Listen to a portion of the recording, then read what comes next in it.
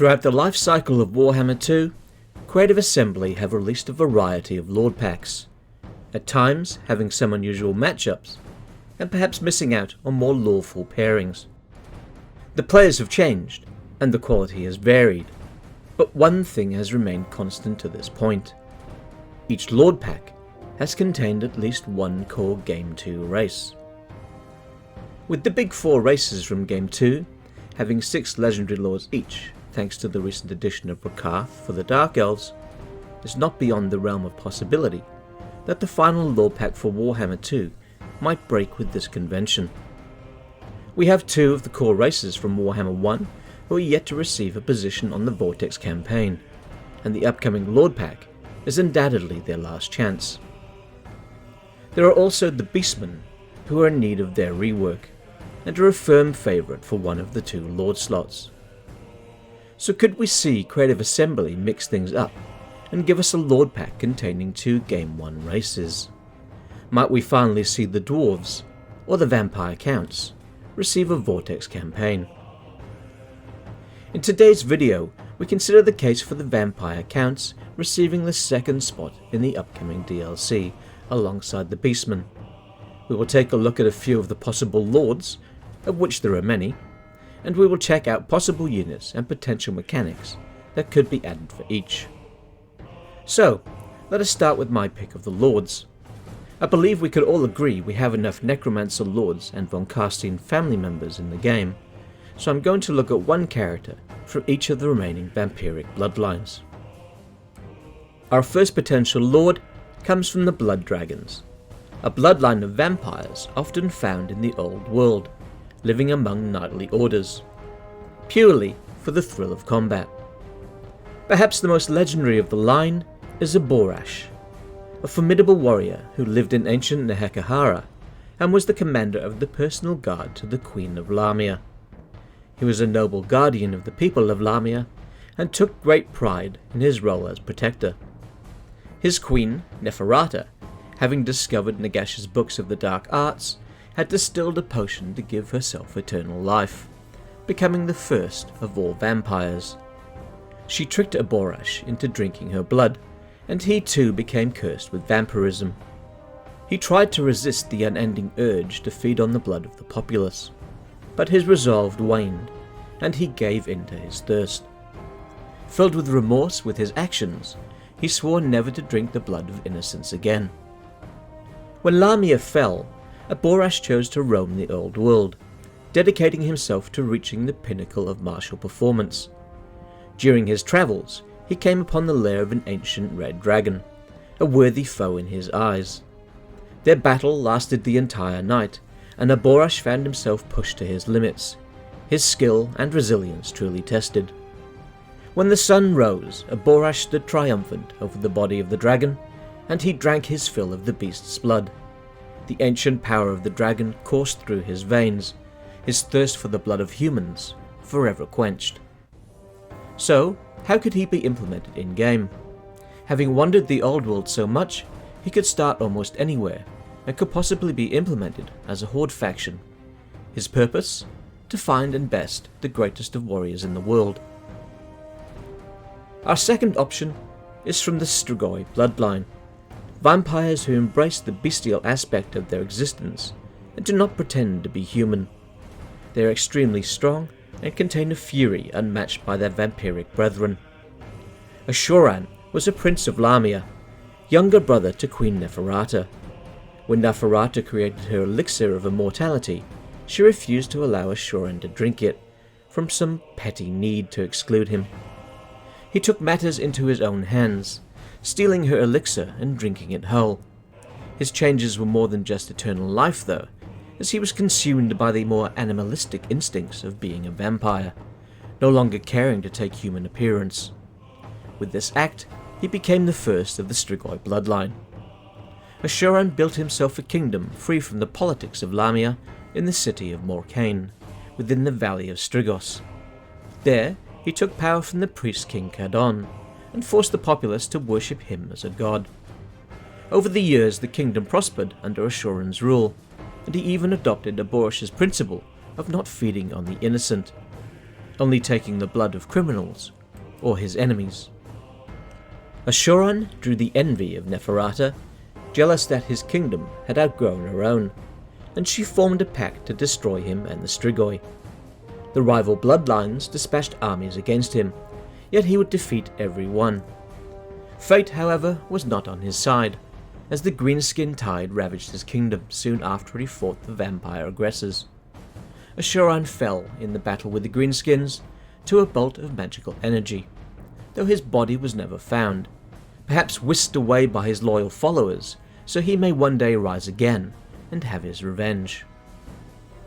Ushoran's campaign could revolve around him reforging his empire and destroying the greenskins and the vampire counts who ravaged his lands. The next bloodline we will look at are the Lahmians. They are known for their abilities in seduction and espionage, able to quietly bend the leaders of empires to their will. The Lahmian Sisterhood, as it's known, now resides in the Silver Pinnacle, where our third Lord option, Neferata, rules over them. Neferata was the queen of Lahmia in ancient Nagahara, though she wanted to join the mortuary cult when she was young. She wished to learn the secrets of the priesthood, but was instead destined to rule when she came of age. When Nagash's dark works were being destroyed, she saved some for herself, and learned the secrets to eternal life, distilling her elixir of immortality and becoming the first vampire.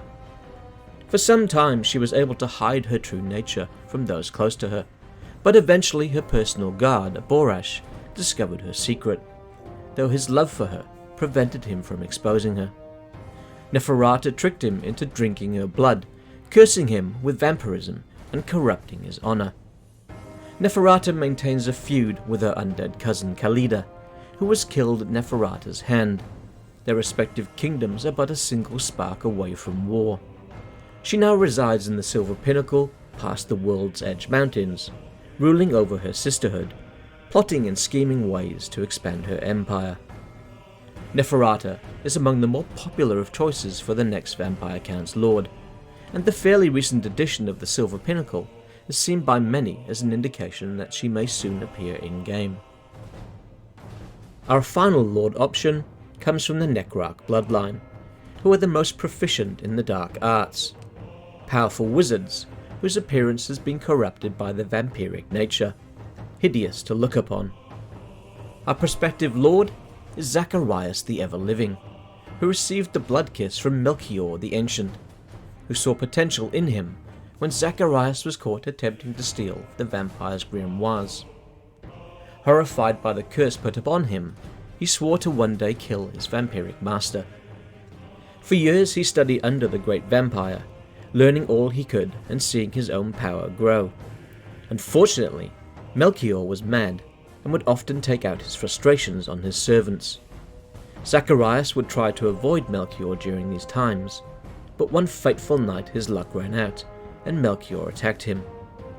He was no match for the elder vampire and was lucky to escape into the night with his life. Zacharias fled to the mountains, but within a year Melchior's minions had found him. He found himself evading the dark servants of Melchior for months after, until one day he stumbled into a cavern where he was able to rest. His slumber lasted more than a decade, and when Zacharias awoke, he found a black dragon sharing his cavern, the beast in a deep sleep. Zacharias hungered for blood and bit into the soft underbelly of the mighty dragon, whose life force renewed his strength. Much like Abhorash, drinking the blood of the dragon cured him of his hunger and increased his own abilities. Now, more powerful than ever, he raised the dead dragon using the necromantic arts and flew to Melchior's keep. Once again they fought, but this time Zacharias had the upper hand, and when the dust cleared and the magics dissipated, he was victorious, his revenge complete.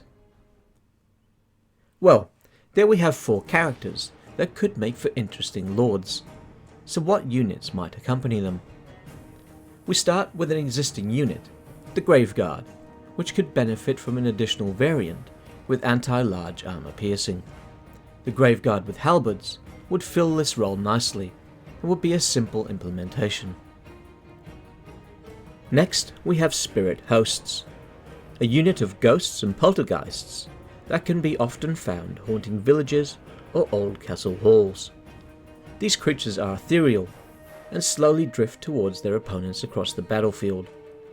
They claw at their enemies, able to shift their limbs to the mortal plane, to rip at their flesh or crush their heart through their chest. I remember having a few of these units on the tabletop back in the day, and it would be great to see them come to the game as a cheap ethereal frontline unit. An option from the 4th edition Undead Army book, which I mentioned in my Tomb Kings video, is the Carrion Wraith Riders. These ghostly apparitions ride large carrion beasts into battle, and are excellent for harassing wizards and smaller flying units. The riders will carry scythes, which will cause armor-piercing magical damage. While the vampire counts are pretty good in the air when compared to the Tomb Kings, it's still an interesting option to consider. A beast from the monstrous Arcanum is the Mourgul. These are hideous creatures that haunt the bleakest, most desolate places of the old world. They are souls who have been damned to an eternity of isolation and ravenous hunger. Pray you never cross one, for they are among the most malicious of the undead. It is surrounded by an aura that chills to the bone, slowing enemies and draining their strength. They also have the ability to regenerate based on the wounds they inflict, which would be an interesting gameplay addition. This could be well suited to an anti-infantry role. While I believe we have zombie dragons in the game as a mount option, it would be nice to have these available as a monster unit, unlockable at tier 5. They would act much like the Terrorgeist on the battlefield, causing terror and able to take on monstrous units and infantry alike, though they would be stronger in every way. They would come with the pestilential breath ability from the tabletop, which caused wounds to any model in the area of effect. But this could be taken a step further, where the unit could infect others in range for a short period after being hit. A second ability is the Swarm of Flies, which would reduce the melee attack and defense of any units engaged in combat with it. This could be a passive aura surrounding the unit. The big ticket item for the vampire counts would be the Coven throne, which floats across the battlefield, pulled by ethereal steeds, and carries vampires and spirits into battle. On the tabletop, it acts much like a chariot, and both the vampiric handmaidens and spirits would have their own attacks. It came with 2 abilities: Battle of Wills, which would see the attackers and the Coven throne having to roll a d6 which was added to their leadership. The difference between the two would then be checked against a table, where each attacking model would be affected. They would either fail their attack, lose weapon strength from that attack, or turn against their own troops in their unit and attack them instead. Could be an interesting effect to see in game if it was turned into a defensive ability, where the player can lower the melee attack and weapon damage of opponents for a short time. If the throne's leadership far exceeds that of the attacking unit, then that unit could perhaps turn on its own, attacking its closest ally. The other ability from the tabletop is Scrying Pool. This is a bound spell that would allow rerolls to failed hit and wound rolls for a turn. This could be represented with a buffed melee attack and weapon damage for the throne for a short time. Looking at specific units for individual lords, Neferata could come with her personal handmaidens. These are lesser vampires who fight by her side and could be considered among the elite units of her forces. They would be incredibly tough with high physical resistance, though they would have a low armor value. Expert warriors, they would have high melee attack and defense, and could possibly come with armor piercing or magical weapons. Another unit from ancient Lahmian are the Lahmian Guard, who are essentially tomb guards who continue to serve Neferata, controlled by her necromantic magics. These would be a simple inclusion of the current unit from the Tomb Kings, armed with a sword and shield. For Ushoran and his cultists, we could possibly see the addition of the Strigany. These humans are the descendants of the worshippers of Ushoran who now roam the old world. They could come in a couple of different varieties, and could even add ranged weapons to Ushoran's faction. So there are a few possible units, but what about mechanics? What unique systems based on their lore or bloodline could we see implemented? As Abhorash lives for the thrill of the fight, we could give him a mechanic where he searches the world for his equal in battle. If we envision a system where lords across the map are revealed to Abhorash as they reach certain levels, with word of their deeds having travelled far and wide, we could then allow him to target them. Each lord would have different rewards which the player would receive for defeating them, which are based on their level and the faction that they represent. Defeating the lords would also have diplomatic repercussions with the parent faction and their adversaries, granting bonuses with some and imposing penalties with others. What could we implement for Ushoran? Since Strigany and their cult followers are often found in crypts and graveyards, we could give Ushoran a mechanic similar to that of the Skaven Undercity or the Vampire Coast's Pirate Cove. In larger settlements, we could allow Ushoran to establish cults. These would open up several building options and allow for the recruitment of cultists and beasts from within an enemy's lands. The higher the tier of the settlement, the more cultists can be recruited, and while these units can be recruited quickly and in number, they would be poorly trained and would act as expendable units on the battlefield. It would, however, open up the possibility of cultists armed with ranged weapons, such as crossbows or rifles, for Ushoran's armies. One of the building chains could even allow for actions against the settlement, such as opening the gates during a siege or sabotaging construction of important buildings. For Neferata, I would think some form of espionage mechanic similar to that of Clan Eshin would fit nicely. Neferata would have the ability to seed agents throughout her enemy's settlements, gaining intel for the player on troop movements, building projects, and diplomatic entanglements. She would also have the ability to act upon this information by sabotaging buildings, hindering armies' movement, and by causing diplomatic incidents, much like the High Elves can with their intrigue system. The longer her spies spend in a settlement, the more options they have to interfere in that faction's internal affairs. The intelligence provided by the spies would also grow in importance and usefulness over time. We could even give Neferata the ability to control other factions, like puppets, forcing wars, or causing factions to abandon certain territories. Finally, we have Zacharias, whose teacher Melchior long studied the Grimoire Necronium, which was created by the Necrarch Ushoran.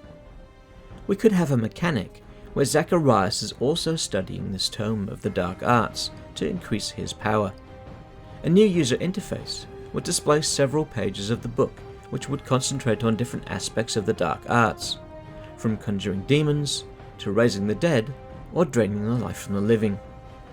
As Zacharias defeats powerful wizards in battle, he would gain magical prowess, which in turn allows the player to progress through the different aspects of the Grimoire Necronium.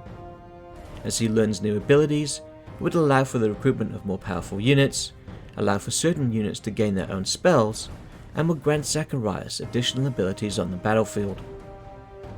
Well, with the final mechanic we come to the end of the video, though we have several possible additions for the vampire counts should we see a Game 1 versus Game 1 matchup. Do you think it's possible we might get 2 Game 1 races?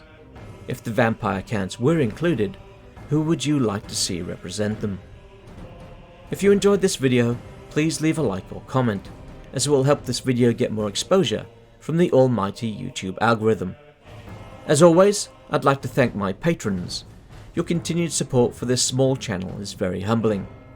Special thanks goes out to Hot Apple Pie and to Cody Bonds. If you are interested in becoming a patron yourself, then you can for as little as $1 a month. And if you select the top tier, then you can look forward to me butchering your name several times a week. I'm Grey Tiger, I'd like to thank you for watching, and I'll hopefully see you in the next video.